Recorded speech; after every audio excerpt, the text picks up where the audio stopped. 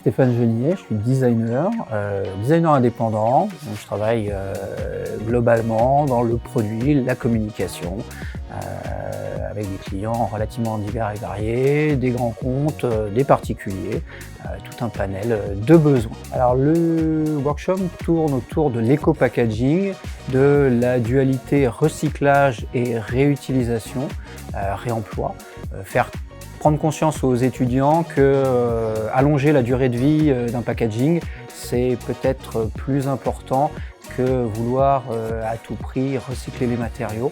Et pour ce faire, il faut les amener à trouver des concepts qui permettent de réutiliser les packs une fois, deux fois, plusieurs fois après, dans la continuité en fait du produit, ou alors pour des utilisations complètement transverses.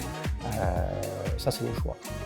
Le gros intérêt, c'est de les mettre en situation sur une durée relativement courte, comme ils travailleraient en agence ou face à un client, avec tout ce que ça prend en compte comme pression, comme rush, comme charrette, trouver des idées rapidement, les tester, voir si elles fonctionnent, rebondir dessus, être créatif. Pas le temps de se reposer en fait, pas aussi le temps malheureusement d'avoir trop de recul par rapport aux idées.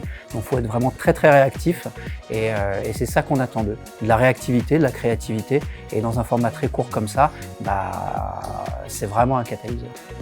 Donc là, on est sur un workshop de packaging éco-responsable. Donc il fallait créer un concept autour de la réutilisation des contenants pour des produits en vrac.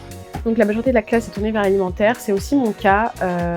Pour réutiliser un produit, pour qu'il ait une seconde vie après la première utilisation et qu'il soit utilisable à l'infini.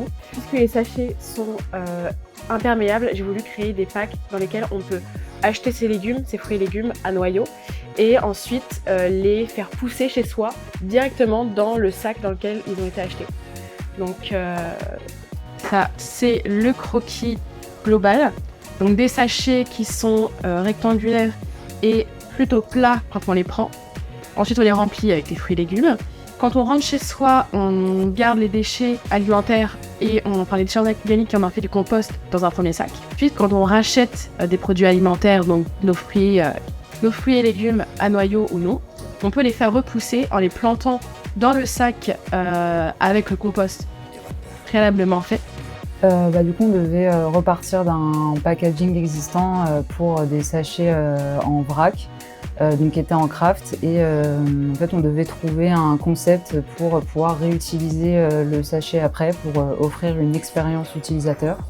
Et donc moi, j'ai choisi de partir sur Playmobil, de pouvoir choisir ces Playmobil en vrac, et en fait, le sachet, après, on pourrait faire des petites découpes pour faire des portes ou des fenêtres, et en fait réutiliser les sachets comme des bâtiments pour ensuite créer ta ville. Et donc du coup on pourrait collectionner plusieurs sachets. Du coup on est souvent en groupe pour les projets, mais parfois on a l'opportunité d'être tout seul. Donc c'est vrai que c'est bien d'avoir ces deux aspects-là, parce que c'est important de savoir travailler en groupe pour pouvoir mêler les différentes envies des autres, et aussi d'avoir la contrainte de pas tout le temps être tout seul.